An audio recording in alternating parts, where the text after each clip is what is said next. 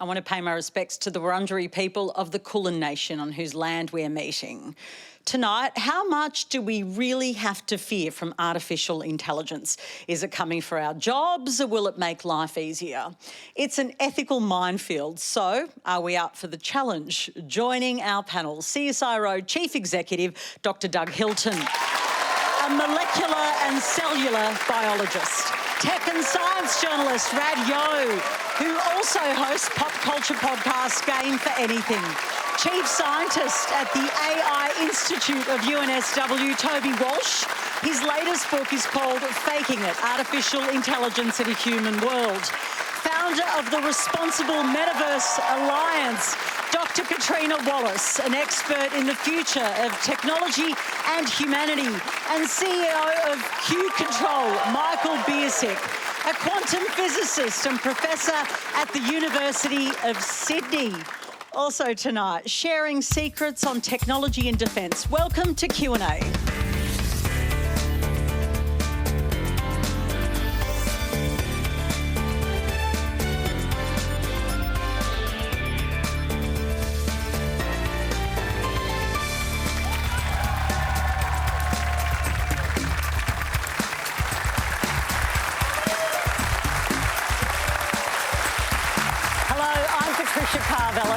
Remember, you can live stream us around the country on iView and all the socials. Quandra is the hashtag. Please get involved.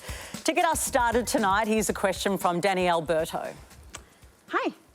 What do you each consider to be the single biggest threat the advancement of AI might pose to our society, and conversely, the biggest opportunity? Toby. Well, let's start with the opportunity, because at the end of the day, I'm an optimist. I do think we should be careful about the risks that it brings, but I think it's going to, in particular, transform healthcare. It's going to personalise. Healthcare is still back 100 years ago. We give men and women the same medicines. And we're about to embark on a revolution where we can read DNA. It costs a few $100s to read DNA. We can write DNA, that's CRISPR. And we need to connect the information from between them, and that's AI is going to help solve us that. And cure many of the diseases that afflict us today. So hopefully, the promise is that we're going to live healthier, longer, happier lives. That's the opportunity. And like any technology, there are risks. The one that keeps me awake at the moment is the threat of misinformation. I think we're going to see there are some really significant elections coming up in the next year in the United States, a presidential election, the UK, a general election. Half of the world's democracies get to vote next year. And we've taken social media, which has allowed us to reach into people's lives very effectively.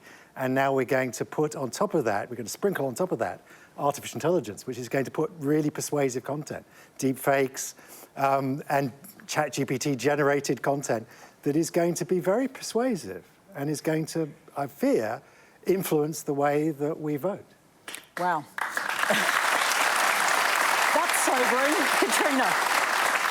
So I'll start with the problem we're facing. So the way I think about AI is it's like a new species that's arrived on the planet, although it has been coming for 70 years.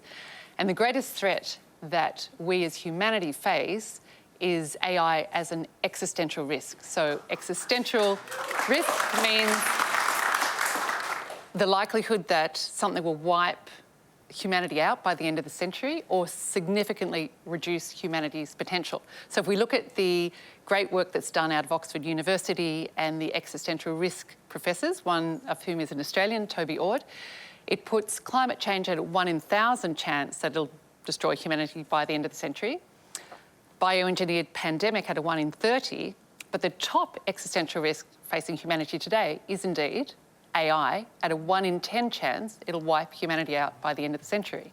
So I think we need to parallel this to the climate change conversation and wake up. So that's the risk. It's a serious... What's the positive, Katrina? Coming back from that. I'm feeling wiped out and I want to come back alive. Yeah, so if we look at the great use cases that AI will bring, Toby's already mentioned one around healthcare, but the other one is in education. So we will see huge leaps forward out of the pretty archaic education system that we have. So I think healthcare and education are fantastic. So I'm a huge fan of AI, but I want people to know there is a dark side.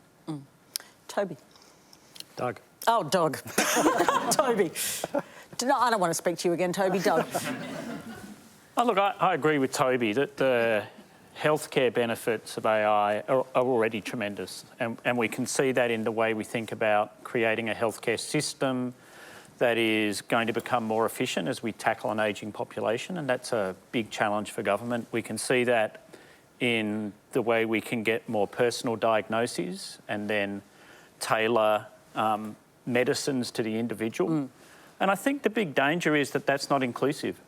So is it going to be another technology that drives health disparity, or are we going to find a way in the mechanisms by which we train AI to make sure that the benefits are going to flow widely? I think that's been a challenge with all health technologies, and maybe it's one we can do better this time. And do you think we're on the trajectory of doing better this time? I'm not sure we're on the trajectory, but at least we're talking about it. So it's an explicit issue that we're trying to deal with. I think in other times with other technologies, it's something where we've buried our head in the sand. Rad. I think that the biggest opportunity is in automation. I mean, wouldn't we all like to work a little less, have things be a little bit easier? I mean, not this, I love this, but I think having cleverer automation that's able to pick up jobs that are labor intensive, that don't necessarily need to be done by humans, can be a super duper positive thing. I think the biggest threat that I see is one on innovation. I think that when we start to rely on tools that automate things for us, it can become a situation where we're no longer looking to solve problems, we're looking to handball it off to AI to solve for us. And I think that there is something truly beautiful about the weird way that human minds work and our ability to figure things out that I don't necessarily feel convinced that AI can replace, because there's a weirdness in humans that I think that I want to keep. And that comes down to not only, other technological advancements, other kind of, techie things. It's also in arts and things like that, obviously. That's a really big conversation around AI. So I think that AI has its place, but that innovation, I want that to have its grounding in humans. Michael. I'm a little bit more cynical than the rest of the panel here. I think... More cynical than killing everyone in the century? Katrina did tell us 1 in 10 chance of dying, I think. Yeah, well, I think I'm a cynic because I just call BS on that. I just don't believe it. I think what we've seen is the real parlor trick of the AI era come to fore. That is ChatGPT. ChatGPT really showed in a business-to-consumer way how much this kind of technology, which had been around for decades, could really mimic humans. And that was not new, right? And we've all interacted with AI for a long time. We've all used Netflix. We used the Netflix algorithm. It was in 2004 they paid for that, right? It's really the same kind of technology with a little bit on top that makes it a little bit more human-like. Now, I'm cynical because I don't think that parlor trick added on top of the technology is this major step change as it's portrayed. I do think it is an exceptionally useful tool, and it's been a useful tool set that has been growing for decades. What I'm excited about in terms of the opportunity is how it allows us to control nature in new ways. Right? I'm a quantum physicist. You gave me a very, very excited introduction. I appreciate that. We manipulate fundamental particles of matter, individual atoms, fundamental particles of light called photons. But manipulating those things, it's a little bit like trying to catch a soap bubble in the air and then manipulate it. It's very fragile, it tends to break. And what we've been able to show is that using AI tools and techniques, we could actually figure out ways to manipulate and access nature on these tiny size scales better than humans could do with the best pen and paper approaches. And that's really exciting because it allows us to see new things about the way the universe works. But to me, what's most exciting is the new technology that comes from it. Now, this gets us to the topic of our online poll. We're asking you, should there be a global pause on AI development until there is better regulation? You can cast your votes anonymously on the Q&A Facebook and YouTube accounts or the ABC News X and Instagram accounts, and we'll bring you the results later. Next, we'll hear from Arnav Prathapani. Will AI predominantly displace jobs, or will it also create new job opportunities? And what types of jobs are at the highest risk of being automated? And what new roles might emerge? Doug? I think it'll do both. So I think if you look back at technologies, whether it's technologies that came in from the Industrial Revolution or post-electricity or the computer breakthroughs in the 50s, 60s and 70s, there were jobs that rapidly disappeared and there were others that blossomed. And for me, one of the exciting things about AI is the marriage between people that are computational and AI experts and people that are content experts in other areas, whether that's environmental science or physics or quantum or biology or medicine. So I think there will always be a place for people who have the deep creativity, that look at the world in different ways and then can harness what is just another tool to be able to make breakthroughs and discoveries that do something for the community. I'm really optimistic about it. I think Doug makes a great point that AI really is a tool, and it is something that does automation for us. It's not yet a living thing that has a mind of its own. It's something that humans are directing and using. And I think that we've seen this conversation pop up time and time again when new technologies come to the fore. We look at mechanized, like, what do they call them, production lines, and people used to go, oh no, the robots are taking our jobs. We looked at photography and we said, oh no, cameras are taking the jobs of painters. But there are always things that change and new jobs that come up. There are jobs now that never existed even 5 years ago. So I think that there'll always be... I think this is different. I think it's a risk to think we're just at another stage, like when the outsourcing era came and we were outsourcing jobs. I think the coming of AI is different. Certainly, I think it's extremely powerful. I don't think that there's really been many technologies that have come around that are as powerful or as easily accessible as AI. Right. But at the same time, I think perhaps it's a danger to view it as something that's out of our control and something that has a mind. Certainly it could be in our control, but is it? Well, it's an impossible question to answer. We don't know the answer, and anyone who gives you a number, 47% of jobs are at risk of automation, I think is just making it up. It's complex because... Well, what kind of jobs? The question was quite specific about the kinds of jobs that will go. It's complex because we have to factor in the changing demographics of our society. You have to... Maybe we're going to work less. Wouldn't that be great?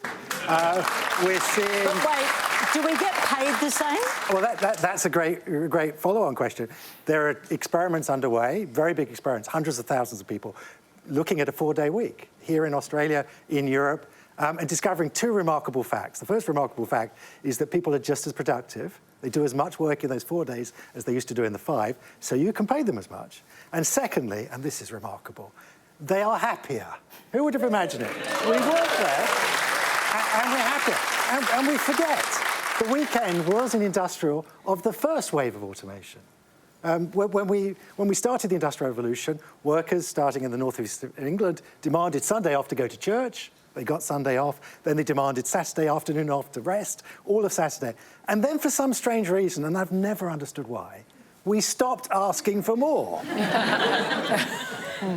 I think it's a very profit-driven thing. I think if people started using AI in the jobs that they have now, like ChatGPT, for example, to make their jobs easier, I don't think that companies would then go, wow, you're getting 5 days worth of work done in 3, therefore you can have 2 days off. They'll just go, wow, I can give you more work. Yeah. And I think that that's a really big cultural shift.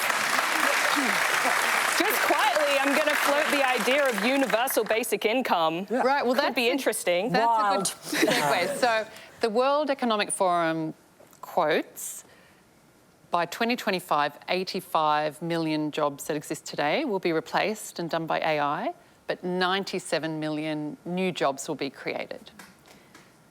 Who's clapping? One of the other more alarming projections is that 90% of the jobs of those 85 million that will be lost will be the jobs of women, minorities and youth.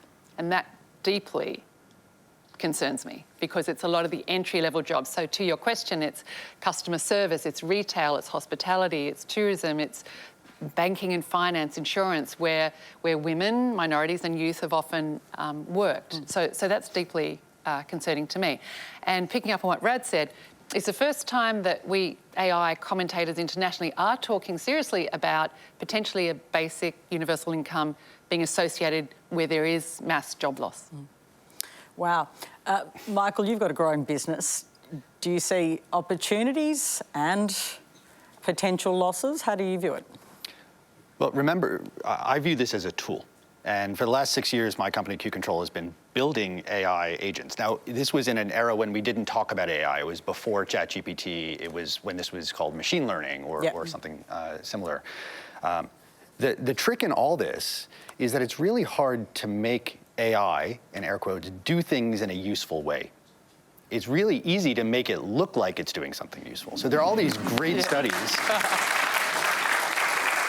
There are great studies, examples, where scientists go to ChatGPT and say, explain to me, this medical phenomenon or this scientific phenomenon. And it gives this beautiful, eloquent answer, complete with citations, and all the citations are made up. Right? It is finding patterns in language to try to connect things. Now, this is obviously not the end state of this technology. Yeah, that was my follow-up. That's now. My point is, trying to make these agents do useful things is really hard. Now, that's all we focus on, right? We're talking about actually manipulating individual atoms and things that obey the rules of quantum mechanics, and it can't be like close enough for government work. It actually needs to work. And so, That was a low blow. But I think the point is there's still a long way to go. And the opportunity is really that it unlocks new things. Now, there are risks, this is true. I would say of the pattern of risks that were identified a moment ago, you can take that and step and repeat back to calculators and computerization and all sorts of technology that came before. It's always the same people who are disadvantaged, unfortunately. That is something that as a society we need to address as opposed to thinking that But each time we don't. Well, that's right, but that has nothing to do with the technology. That has to do with society and governance, That's right. That is actually true. So how do we fix that? I'm putting it on you. Thank you for that. Yeah, Thank you for the easy question. I'm here to help. We need a politician we could blame on the planet. We'll do that next week. We're not blaming anyone here. This is solutions journalism. Honestly, can we do it differently next time? I mean, I haven't seen many signs of it, but I'm wondering. I think you have to bring those communities into the conversation very early, maybe. And then we have to, in the medical space, we have to think very carefully about the data sets that we're training the algorithms on. So there's some wonderful work being done on AI reading mammography. And so we know there are differences between different ethnic groups. So if we have a set that's only trained on the mammograms from Caucasian women, they're not going to be widely useful. So, as a healthcare system, we need to be ensuring that the sets of data that we bring together are really inclusive of the patients that we want to serve. That gets us into our next question from Francesca Dias. So recently I found that I couldn't activate an Airbnb account, basically because the facial recognition software couldn't match to photographs or photo ID of me, and so I ended up having my white male partner make the booking for me. So my question is, with AI fed by data sources of the past, how do we avoid AI bias and reinforcing discrimination? So you had to ask your male partner to do it because the AI wasn't across you? Sadly so. Okay, Katrina. Yeah, just a bit close to my heart. Thank you. What a great question. Just so everybody sort of understands how it works, if we think simply how AI works, there's a data set, there's algorithms, there's analytics, decision-making and automation. And so it really does start with the data sets. And to train the algorithms, data sets have to be collected from somewhere, usually society, and often society does not have good representation of the full population in its data sets because that's how biased we've been historically, and those historical sets are used to train the machines that are going to make decisions of the future, like what happened to Francesca. Yeah. And so it is staggering that this is still the case. And it's Airbnb, right? You'd think a big international global company would get that shit sorted, but they still haven't. And we're seeing that over and over again, even with the big brands and tech companies, that they are still using data sets that haven't been properly transformed to reflect the population, and it continues on. That must have been really shocking for you, Francesca. Yeah, it was actually really funny because it was interesting timing with what was going on in the classroom for me. So I'm a maths educator, and at that exact time we were talking statistics in class, and we were talking about data bias and the collection of data, and obviously also how data can be misrepresentative. And I think we just looked at a statistic about how 34% of darker coloured women are 34% more likely to be misrepresented than their whiter male counterparts. So, which is staggering, Rad, because if you look at something like Airbnb, your point, you'd think the capitalism would sort it out, and yet still, honestly, just in terms of consumer numbers, there are lots of brown women. So why hasn't capitalism want the brown woman dollar? Doesn't it though? No, I'm just kidding. No, it does. Because it's pretty interested in most dollars. Yes, it is. But also getting those different data sets is an investment. And if you're working with new technologies, there's already a cost in implementation to begin with. It's not necessarily at the forefront of your mind to be like, oh, and we need to make sure that it's diverse, and we need to make sure that those data sets are giving us what, a diverse data set.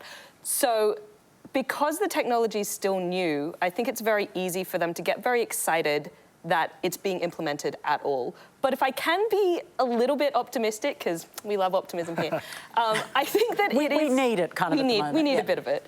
I think it's one of those areas that really puts a spotlight on these biases, because you have real examples where something doesn't work. It's very easy to ignore a bias when it's just like, oh, maybe I didn't get promoted, maybe over a coworker, and maybe that was because of bias, maybe it wasn't.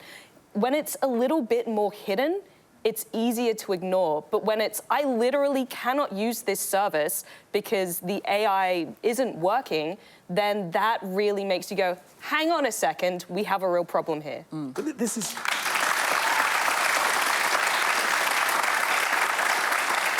This is neither a technical problem nor a capitalism problem. This is a regulatory problem. We have racial discrimination laws, and we should be applying them forcefully so that it's in Airbnb's interest to get it right. We know actually technically how to fix this. We know how to actually make the algorithms so that they will Does it surprise you, Francesca's story?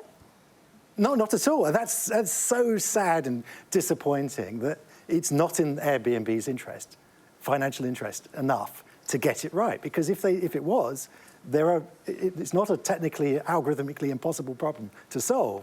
It's just they don't care enough. And this is why Lorraine Finlay, the Human Rights Commissioner, and I've been talking in the media about human rights by design in addition to just ethical by design, and this is needed. Michael? AI is not magic, right? It is a tool. And all of our tools are reflections of us as a society. And I think Rad's point is extraordinarily pertinent. The idea that I'm willing to bet exactly the same thing has happened in the past, except it was a dude who just ignored you, right? And the nefarious and insidious aspect of that is that it was hidden. It's your word against someone else's, and now it's a repeatable bit of computer code, and you can show that this bias really exists. I actually am hopeful, not optimistic, hopeful that... Is that like a notch down? It's one below.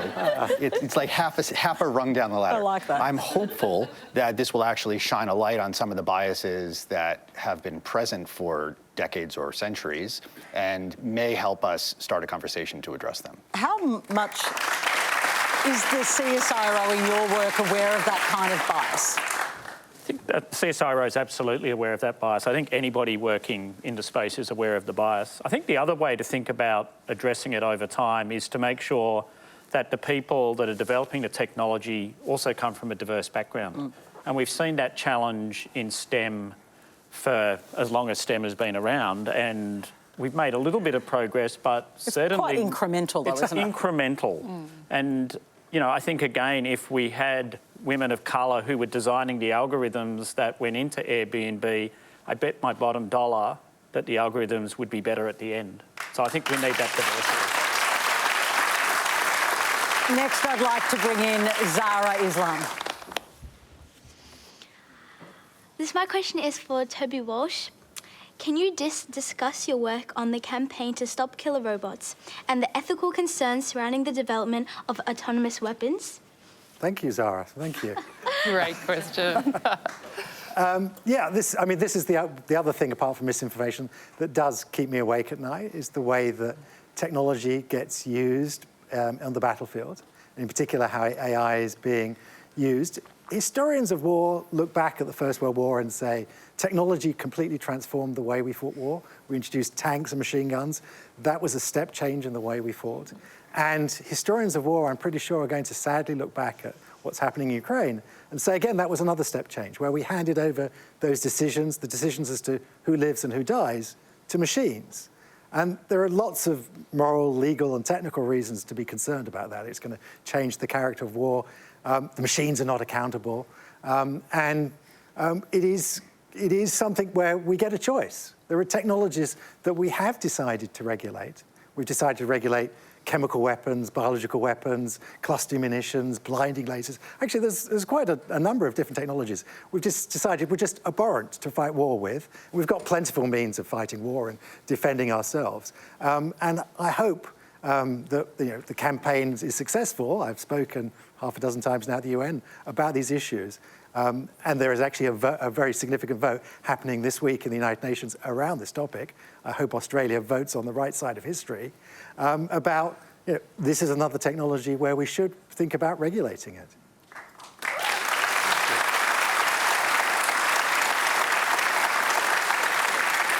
That was very much a specific question to you, but is that something that you think about too? Do you have concerns about... We all dream of killer robots, right? Yes. I do, actually. Do you? That's interesting to know about you.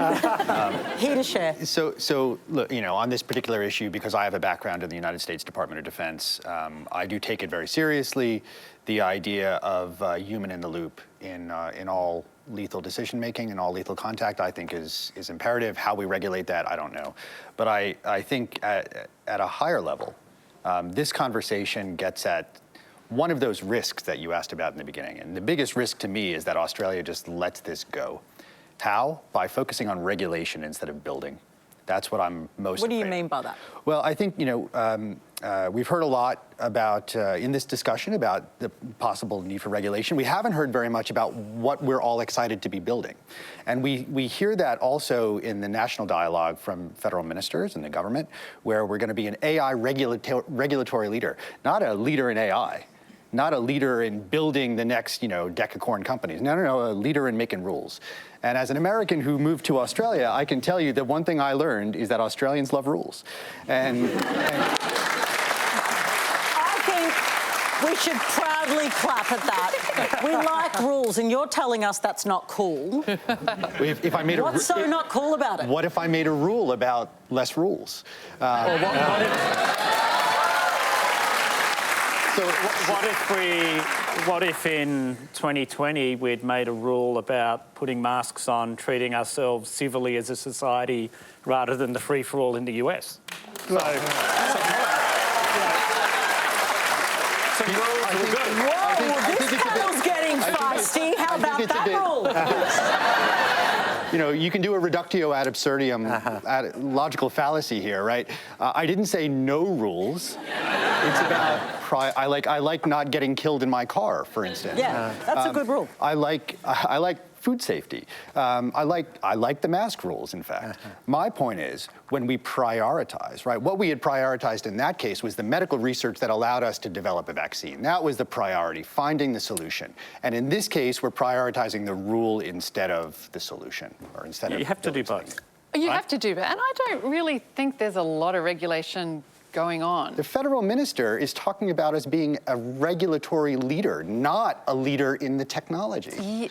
But is that because the innovation is already happening within Australia? There are already very clever people doing very clever things in the space, and maybe the push at the moment doesn't need to be give them more resources, it's make sure that the work that they're doing is, I don't think it's that, right? I actually don't think it's that. Australia is well behind the rest of the world with its maturity in AI. We have less than a tenth of the investment per capita a country such as the US. But we still make cool stuff. Oh, a little bit of cool stuff, not a lot. I chair a venture capital fund called BOAB AI, which funds young Australian AI companies, and we struggle to find many. We've got 20 great ones, but we've struggled to find many. So I don't think we're going to race any time soon ahead of the rest of the world in being the great AI nation.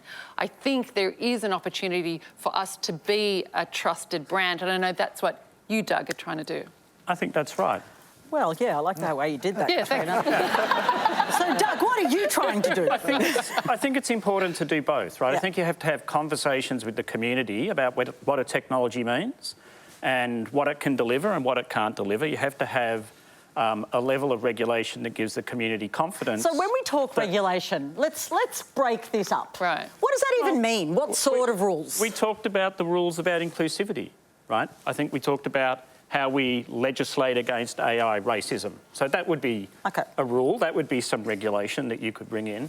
But I think it's also about bringing the community along a journey so that there's trust in science continues. I don't want to go down a US-style route where we polarise science and technology and a big slab of the population turn their back on things as fundamental as medical research.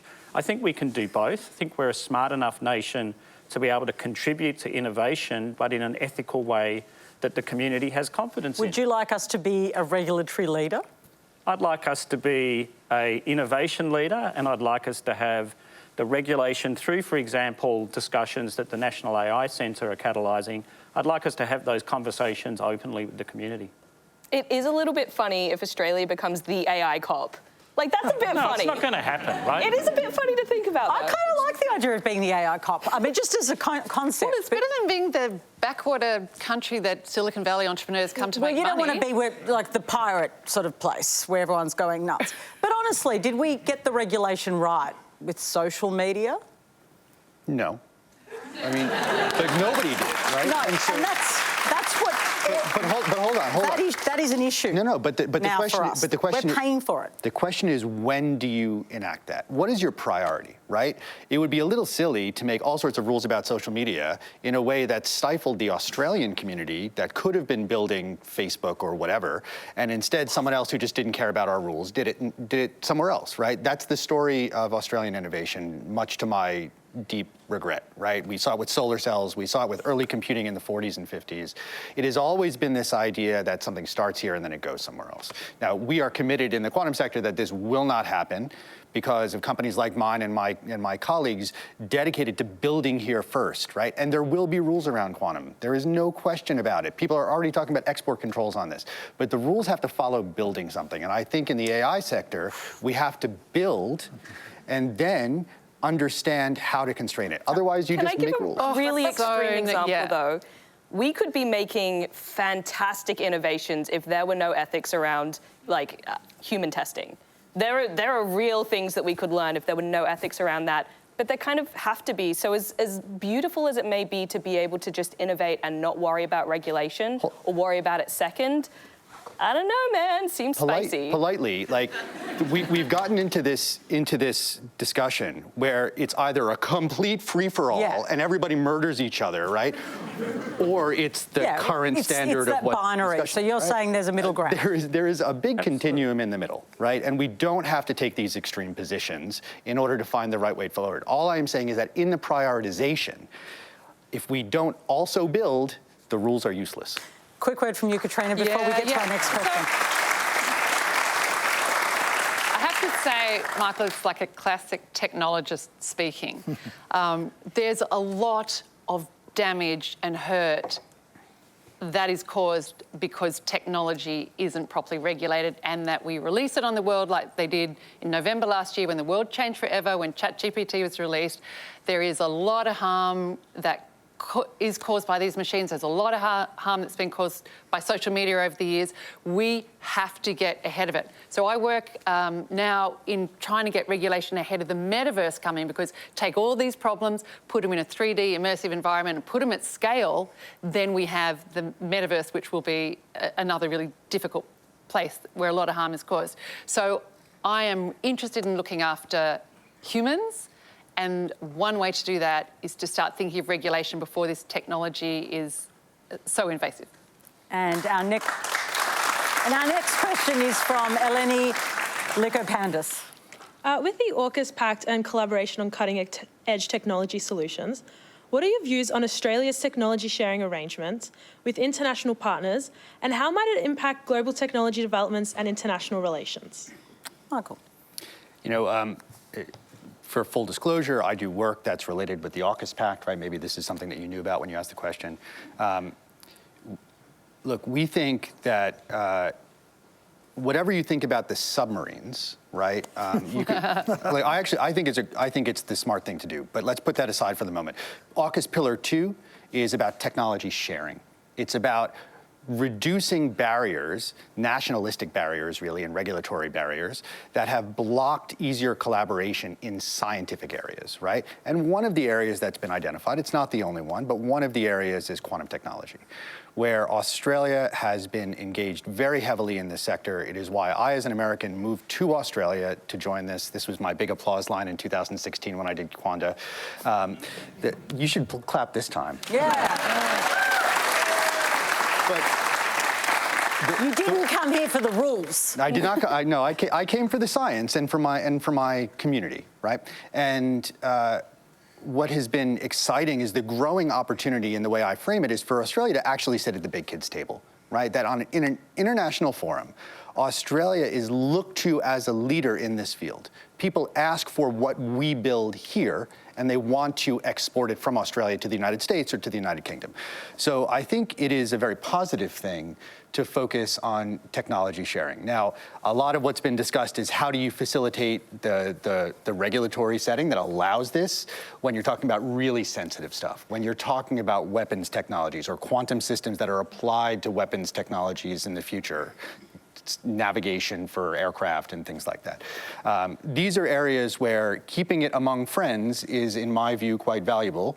I think I have a view that may differ from some people in the audience, but I think that the best way to defend democracy is to have a technological advantage that allows you to protect the system that I personally hold quite dear. I think if you look globally, there are many allied nations, but then there are obviously some whose systems of government are closer together, Australia, UK, US, but also the Five Eyes, which includes Canada and New Zealand. I think it is a good thing that there is greater sharing and greater communication, because when people are doing secret stuff, that's when all sorts of suspicions get raised. When suspicions get raised, people make bad decisions out of fear.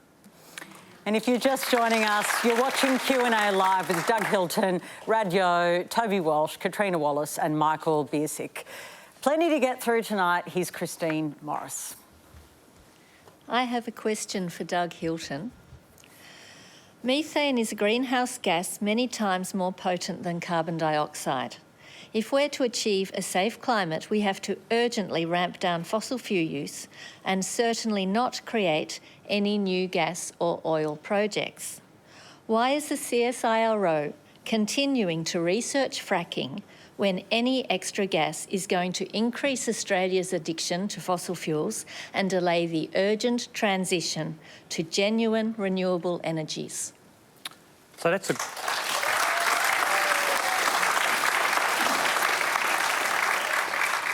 So that's a great question, and the way, and I've been in the job 4 weeks, I should give that caveat. The way I look at what CSIRO does, or the litmus test that I use for the research we do, is it in the national and the community interest? So that's my test. And we do a huge diversity of research. We don't research fracking, but what we do is work with companies and government agencies where there are extremely hard to abate industries like coal mine, gas, like cement making, like beef farming, to mitigate their emissions of greenhouse gases. And so I think from my viewpoint and from Cyro's viewpoint, one of the really hardest things is to work out what's in the community interest. If it's saving koalas and quolls, everybody says, absolutely, that's the thing. If it's about creating and sustaining a vibrant economy, then that's where the contention arises. I think these shows would be boring if there was no contention in the community. We'd have one party in Parliament, everybody would agree, and my job as Chief Executive of CSIRO would be really easy because all I would have to do is, ask one group of people what's in the community interests. So for me, it's about balancing how we create more sustainable, more environmentally sustainable industries, yet keep our economy ticking. So it's not an easy answer, and sometimes the research we do is going to be contentious. And you accept that it's contentious and you will keep doing it? We will accept it as contentious, and while those industries are important elements of our economy, we'll work with them to try and offset the environmental impact they have. I think as scientists, that's one of the jobs we have to do.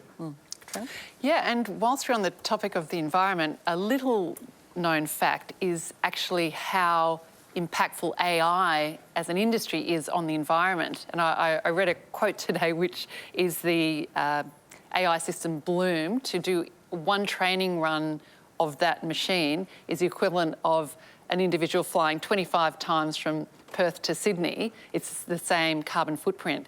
And AI, the industry globally, has been compared to the same environmental impact as the aviation sector. So one of the big topics that we need to talk about as a sector is the very detrimental effect on the environment that AI has. Just when we were using Michael's hopeful word. Now to a question from Zaid Kai Ahmed. So when it comes to life expectancy, do you think that AI can revolutionize healthcare and improve treatment standards in order to extend our longevity? Sorry. And if so, would you invest in such a project? Doug. I'm really optimistic about that. There's fantastic work going on around the world about lifespan and about longevity. And I think there are impacts that AI will have on that research that will accelerate how scientists do their job. Toby talked about the fact that, over the last 20 years, we've got much more efficient in the way we sequence DNA. It's gone from something like $3 billion to do the first genome in the year 2000 to a point now where we could do a cheek swab and we could have our sequence of our genomes overnight for a few $100s. Being able to understand what that information means, not just in one genome, but in millions of genomes that have been sequenced, and to be able to correlate that with important traits like longevity, I think is where AI is going to kick in and help us. And we've seen that in so many different ways. There are some wonderful examples now where patients have their genome sequenced. They may have an illness, and what we're trying to do is to attribute one of the changes in their genome, one of the mutations or polymorphisms that they have, to that illness. And AI has helped us do that tremendously. And that then allows a personalisation of that individual's therapy. So I think there's going to be remarkable breakthroughs that we haven't even dreamed about because of the role and the tools that AI give us. So Toby, we're going to be living forever? I'm not sure that we're going to be living forever, but I hope we're going to be living for longer, and those years will be healthier years. Yep. I mean, that's important not just to extend life, but to extend healthy life. There's a lovely quote attributed to Hal Varian, who's the chief economist at Google, which says, if you want to understand the future, think what rich people have today. Well, rich people have personal physicians who look after them 24/7. You're going to have a smartwatch that monitors you 24, monitors your blood sugar, your heartbeat, your blood pressure, and in real time we'll be able to diagnose things and say, Toby, time to go and see the heart doctor. There's a slight murmur that's happened. And save you an unnecessary, untimely death. So this is... Is this? This is, well, sometimes we're a little bit in fantasy land because we omit the part about the rich people, right? Yes. This is you've got to be careful because average people or working class people aren't necessarily going to be able to afford the $1,500 Apple Watch to do the monitoring, right? I think that the intersection here that matters a lot is the idea that life expectancy and health will certainly be impacted in a positive way for rich people. And until we deal with the society thing you were talking about. Until we deal with poverty as an issue and the social impacts on the decision-making, drug abuse, things like this that are often associated, strongly correlated with poverty, until we deal with that as a population, we're not going to see longevity. Again, that's not a technological problem. That's right. Ever since we've invented medicine, life expectancy has been correlated strongly with wealth. And we've never, this technology is just amplifying that. This is why I want to dispel the notion that AI is suddenly going to fix everything. There is It's going to make it more accessible, I think is the point. It gives the opportunity. No, he's saying that it's not the point. It gives us the opportunity, if we choose as a society to make the choices to ensure that those benefits are spread around. I'll decode. You're saying it will just be another thing that continues the things we see. And it will make things better for the people who have access. Right. And everything always improves for them anyway, right? Yes, basically. Am I right? Basically. You think, Rad? I think that access is going to become easier because these technologies are going to become cheaper. Like, even if you were, for example, you're talking about smartwatches, when they first came out, yes, incredibly expensive, but now you're getting cheaper and cheaper iterations because the technology is getting better, the manufacturing is getting better, and I think that almost kind of trickle-down effect of technology will continue. And Doug, you think? I think trying to work out because there's nuance in your positions. I think as a nation we're in a really good position to take advantage of these technologies. We have, I think it's the second highest life expectancy worldwide. We have a system of social cohesion around groups like Medicare that enable people that are struggling to access cancer chemotherapy. I've worked for a long time next door to the Peter MacCallum Cancer Centre in Melbourne. Didn't matter what your background was, you would get world-class cancer care with immunotherapy, the latest technologies. You wouldn't have to mortgage your house or have your kids mortgage their house so that you could get the cancer care. So the technology that was developed was made accessible because of the social decisions we've made as a country, that taking care of one another is an important element of that. Katrina? And then I think this is a time when those who are getting advantage from selling tech, like the tech companies and other tech companies, that was a low and the government make the technology available to those who may need it or those who may not be able to afford it. So in order to recover from that below-the-belt hit, let me say that you look like you're doing fine. The thing that we, thank you, the thing that we just announced 3 days ago about our work in quantum technology was that we were making our educational tool called Black Opal, it's like Duolingo for quantum computing, like learn it from nothing, making it freely available to students in TAFEs and historically black colleges and universities in the United States as part of this Quad Investor Network. So I want to just say, it is not just like the bad tech bros doing nasty things. We are, like many of us, are trying hard to improve these issues of access to technology and improving social outcomes. But the one thing I will say again is AI is not magic, and at least right now, AI does not replace empathy, right? Human empathy is what makes sure these things work. It's a good point. Now let's hear from Yash Mahajan. Yep, so I wanted to ask, can autonomous machines be creative and truly create art? Oh, good question. Well, it depends on how you define creativity. Look, I'm a lover of technology, but I'm also a lover of the arts, and I think that what makes art beautiful is that it reflects the anxieties and the excitement and the fear that humans have as a society. It comes from a human trying to communicate something about their own experience, about what they see. Whilst I do think that AI and technologies can create beautiful images, I don't think that it's yet at a stage where it is communicating its experience to us. In that way, I don't find an excitement in the creativity that AI can offer us. To me, that is something uniquely human because, like I said before, humans are weird, and I like that. Oh, machines are weird. Machines are weird, absolutely.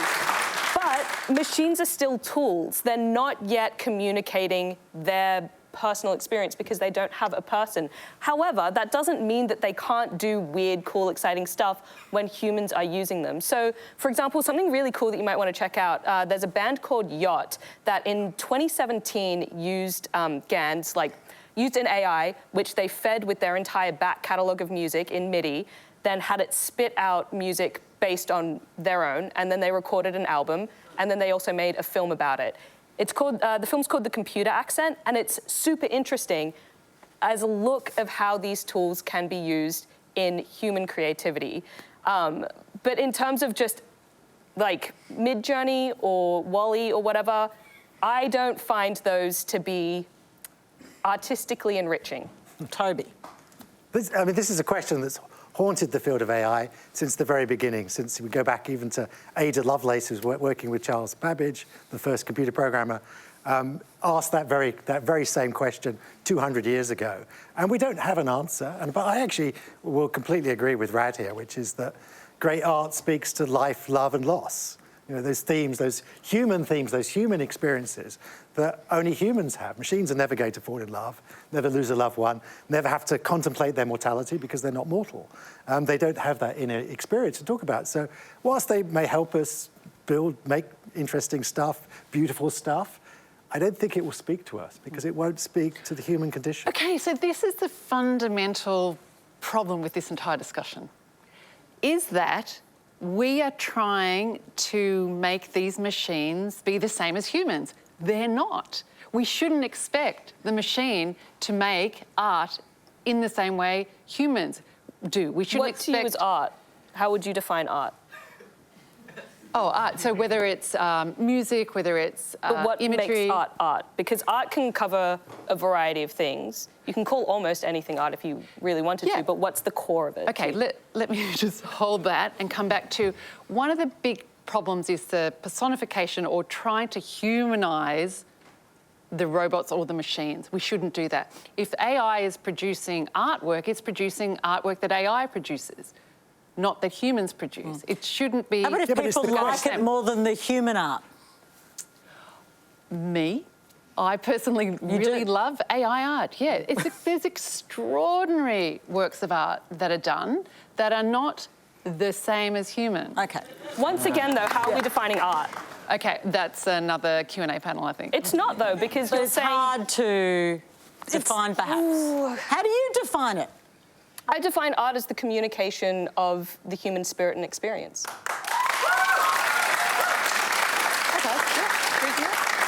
But if you're saying that's reasonable, then you're saying that AI is doing that, which it's not. It's clearly doing something else. It's creating images, but it's not communicating human experience. It remains a tool. It doesn't have human experiences. That's the bottom line. It doesn't have human experience, but it has its own experience. It has its own experience. I want to bring in Doug, who's been desperate to tell us what he thinks. What is art? No, I want to get the connection to the backstory of the artist. So for me, if I'm listening to a Leonard Cohen song, what I want to do is I want to hear the backstory. And I think that's what you're talking about, Rad, that connection to the person making it. So whether it's reading a book or looking at a painting, you know, a Goya painting, I want the backstory. That, for me, is the human connection to somebody who might have lived 400 or 500 years ago, but is feeling some of the things that I'm feeling. It's the same as when you hear someone who knows how to play an instrument, like they know how to pull tone out of a guitar or something like that. It's not about technical capability, which is what computers and AI are quite good at. No word of a lie, they're a lot better at that than humans will be because that's what they do. But the ability, that little thing that you can't put your finger on, you can just feel it. It's not even how it sounds, it's how it feels. I don't know that I think that computers will ever be able to do that. And I have to get one plug in, and I that's do. for a wonderful podcast, Everyday AI, that is produced by John Whittle at CSIRO, and there is a wonderful segment on AI and art. So for your listeners, for your viewers, And do they listen sort to that out? They sort it. What is John art? sorts it out in 20 glorious minutes. All right, and we can bring you the result of our online poll now. We asked you, should there be a global pause on AI development until there are better regulations, i.e. Australian rules? More than 7,200 of you responded. Here's how you voted. 62% of you said yes. 28% said no, 10% said you're unsure. And does that make sense to you, doesn't it? It's about the Australian statistics you would expect. Michael, around rules. I mean, I think there's a very cynical discussion going on here, right? You look at the people who are pushing the narrative about AI doom and the like, and all of them stand to benefit quite a lot from having regulatory frameworks. That's a big call, so I'm going to challenge you on it. What do you mean they stand to gain from having regulatory frameworks? I'm not going to name names, but you can just look up who are the big names that are pushing hard on AI doomerism. If you get all of your competitors to stop developing things and you don't really tend to pay attention to rules, then you're going to win. So that's the argument that, so for example, Sam Altman released ChatGPT in November last year. Then within 6 months, he, as the CEO of OpenAI, was in front of Congress calling for regulation. So some people thought, oh, well, that's good. And other people realised that possibly what they were doing is trying to then put guardrails on it so they're in control of the technology. For others. Well, you notice what the big proponents of this kind of AI doomerism and then the regulatory framework are not doing. They are not withdrawing their product from the market. That is correct. They are not ceasing development. That's true.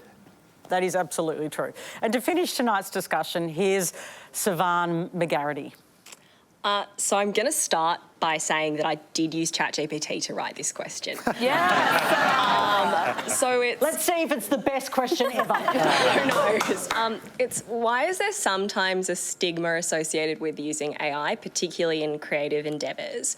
And how can we overcome the idea that using AI tools is somehow cheating or undermining human effort? The reason that there is a stigma is because people are often not upfront about it. We don't frame it as a tool when we use it. We frame it as, I did this. And I think that's something that we see in creative works as well. Often people will say, I'm an artist because I made this AI piece of artwork. And they don't necessarily tell you up front how it was made. I think that kind of transparency is a really, really important thing as these tools become more widely available, because it's important to know. It's in the same way as when Photoshop first started being a thing, people would edit photos, put them up, and not necessarily say that it was edited. And that deception is a really big problem. So I think that's the main reason there's a stigma. Toby? Yeah, I agree. This point about deception is really important because also the tools are trained on the endeavours of lots of artists, and we have yet to resolve the issue about was that a fair use of their work? You're producing something in the style of this graphic designer or this artist, and yet they're getting nothing back. That's been stolen from them. Can I add an overlay to this, which is contextual? Yes. So I was drafting last week a presentation that was about a case, a legal case that's publicly available, and it's a very long case, and I thought to myself, wouldn't it be delightful if ChatGPT drafted the facts portion for me? I've read the case multiple times. I'm comfortable that I could do this myself, but it will take me quite a while to do. The byproduct of ChatGPT wasn't good enough to necessarily use, but the entire time that I was using it, I was petrified that my boss was going to come over my shoulder, see that I was using it and say, that's not okay, basically get me in trouble. This is a really big pivot maybe, but I feel like that's just the story of new technologies as well. Like, remember when dating apps first started being a thing? And everyone was very secretive about them. Yeah, meeting someone on a dating app, ooh, big no-no. But now everyone is like, oh yeah, that's where we met. I think that it's just very early stages. That's what the people are saying. They're like, oh yeah. It's true, because it's become normalised. Yeah. Right? But And it's become part of our We need processes. clear rules. Yes. We need clear rules. Back to the rules. But it's Katrina? also we're moving, like the world has changed and there's still a lot of people kind of hanging on to old mindsets around you have to do everything yourself, you have to read all those cases and summarise them yourself. You don't. So it's around now using these tools as co-pilots to facilitate, it could be up to 40% of an average job could be helped with AI. And this goes to that point, doesn't it, Michael, about some education departments were like, oh, we should ban this, and others were saying, hang on a minute, we should include it and use it in our teaching practice. Yeah, I tend to favour more the inclusive view, in part because I think it's important people understand how these things work and what the limits are. Right there, as you discovered, it was not perfect. There was even a legal case in the United States where a lawyer made a brief submission to a court. You probably know the details better than I do. And it just, it made up case law. It invented case law, and then the guy got in trouble. Awkward. Right. So look, I think just like I don't spend my day doing long division. Right, I'll happily use a calculator or something. I still know how long division works. I know what it's supposed to do. And I think that there can be this trade-off between having an understanding of what the task is, and then once you understand it, you automate it, right? You don't have to do it the longhand way all the time. I think these AI tools can fall into that category.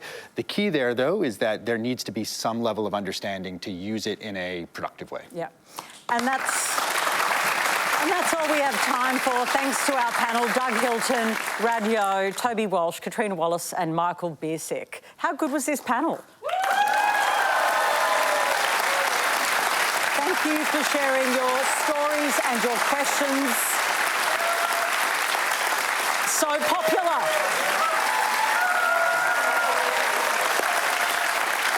Next week, I'll be with you live from Sydney, joining the panel, Health Minister Mark Butler, Doctors Without Borders Executive Director Jennifer Tierney and journalist Matilda Bosley and others too. Head to our website to register to be in the audience. Let's see if you can beat this audience. Good night.